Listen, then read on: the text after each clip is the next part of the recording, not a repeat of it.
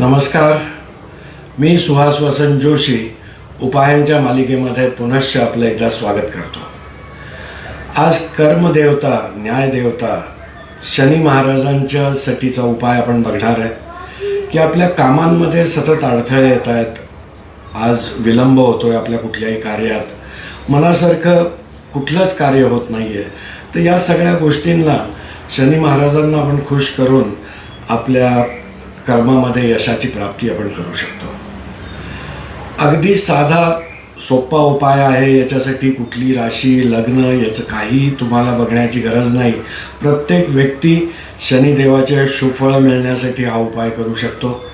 शनिवारच्या संध्याकाळी साधारण सूर्यास्ताच्या 1 तासाच्या मध्ये हा उपाय आपल्याला करायचा आहे। एक पसरट वाटीमध्ये मोहरीचं तेल आपल्याला घ्यायचं आहे, त्याच्यामध्ये आपल्याला आपला चेहरा बघायचा आहे।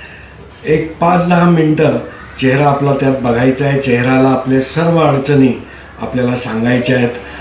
तेलामध्ये आपल्याला आपले डोळे आणि आपले दात हे खास करून आपल्याला बघायचे आहेत आणि हे तेल याचा दिव्यामध्ये टाकून आपल्या लांबीचा एक निळा दोरा याला मापून घ्यायचा आहे आणि त्या दोऱ्याला या तेल जे आपण दिव्यात टाकलं आहे त्याची वात बनवून आपल्याला तो दिवा पेटवून द्यायचा आहे पिंपळाच्या झाडाखाली।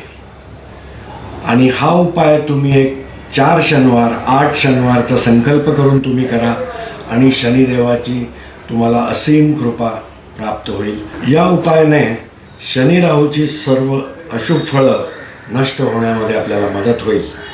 धन्यवाद।